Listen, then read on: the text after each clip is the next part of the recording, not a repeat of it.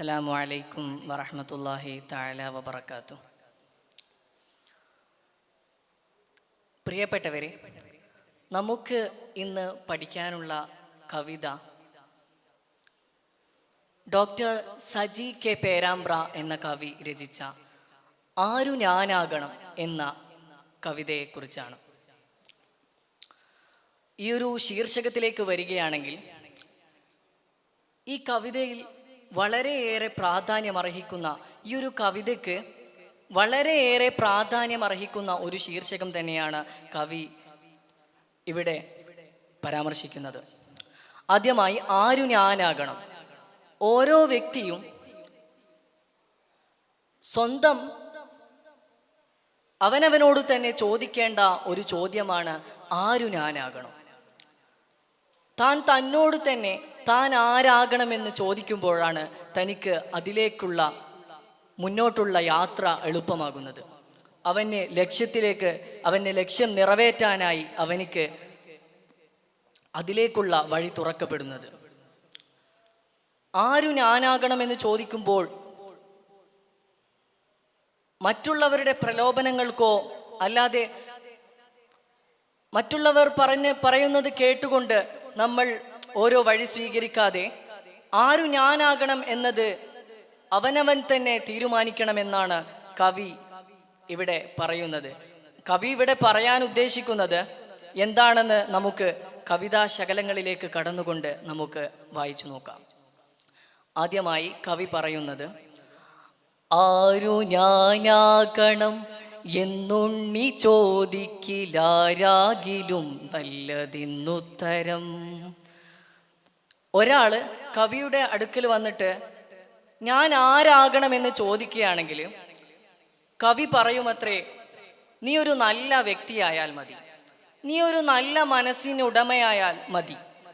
നീ ഏത് മേഖല സ്വീകരിച്ചാലും, നീ ഒരു രാഷ്ട്രീയക്കാരനായാലും അല്ലെങ്കിൽ നീ ഒരു മതപണ്ഡിതനായാലും അല്ലെങ്കിൽ മറ്റേത് മേഖല സ്വീകരിച്ചാലും ആ ഒരു മേഖലയിൽ ആത്മാർത്ഥമായി വളരെ സത്യസന്ധമായി പ്രവർത്തിക്കുന്ന ഒരു നല്ല വ്യക്തിത്വത്തിനുടമയാവണമെന്നാണ് കവി ആദ്യത്തെ വരിയിലൂടെ അർത്ഥമാക്കുന്നത്. ഉച്ചയ്ക്കു തീവയിൽ കൊള്ളുന്ന പൂവിനെ തൊട്ടു തലോടും തണുപ്പാവുക. ഈ വരിയിലൂടെ കവി ഉദ്ദേശിക്കുന്നത് ഉച്ചയ്ക്കു തീവയിൽ കൊള്ളുന്ന പൂവിനെ, അതായത് നമ്മൾ എത്ര തിരക്കേറിയ നമുക്ക് എത്ര തിരക്കുണ്ടായാലും ഉച്ചയ്ക്കു തീവയിൽ കൊള്ളുക എന്ന് കവി ഉദ്ദേശിക്കുന്നത് വളരെയേറെ പ്രയാസം അനുഭവിക്കുന്ന ധാരാളം പേരുണ്ടാകും. ഈ ഒരു തീവയിൽ കൊണ്ട് ഉദ്ദേശിക്കുന്നത് പ്രയാസത്തെയാണ്.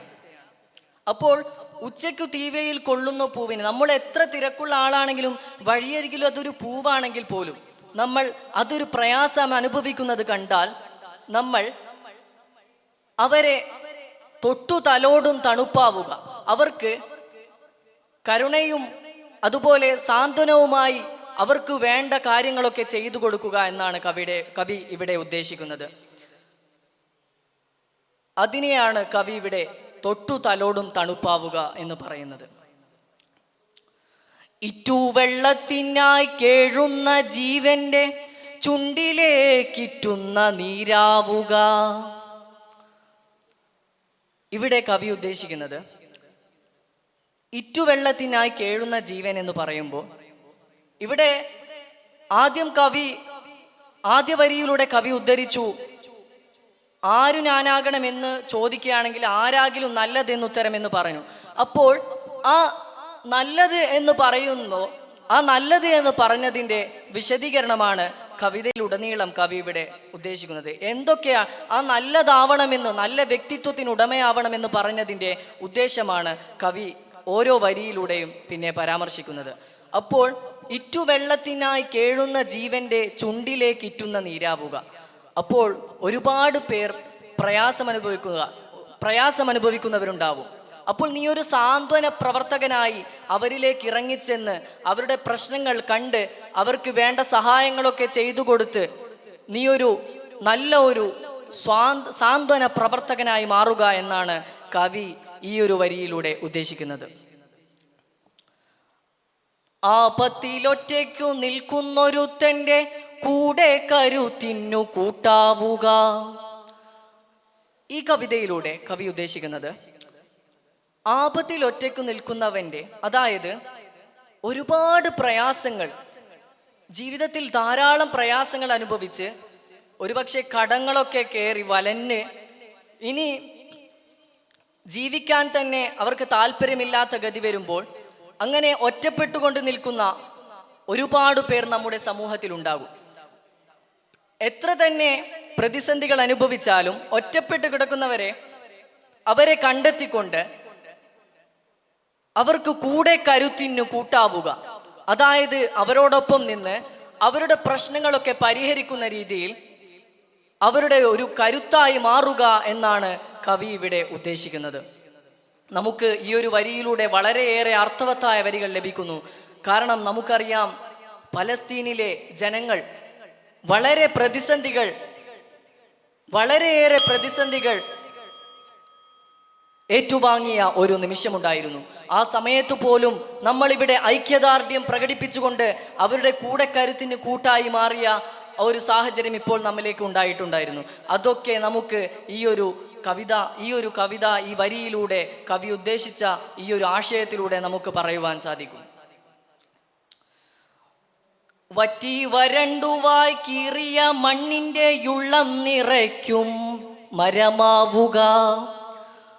ഈ വരിയിലൂടെ കവി പറയുന്നത് വറ്റി വരണ്ടുവായി കീറിയ മണ്ണ്, അതായത് ഒരു ഭൂമി വറ്റി വരണ്ട് കീറുക എന്ന് പറയുന്ന സാഹചര്യം എത്തും. അങ്ങനെയുള്ള സാഹചര്യം കൊണ്ട് കവി ഉദ്ദേശിക്കുന്നത് യാതൊരു പ്രതീക്ഷയുമില്ലാതെ ഒരു വ്യക്തി ഇനി ജീവിതത്തിൽ മുന്നോട്ടുള്ള യാത്ര ഇനി തൻ്റെ മുന്നോട്ട് യാത്രയില്ല എന്ന് ഒരു പ്രതീക്ഷയുമില്ലാതെ നിൽക്കുന്ന ഒരു വ്യക്തിക്ക്, അങ്ങനെയുള്ള ഒരു വ്യക്തിക്ക്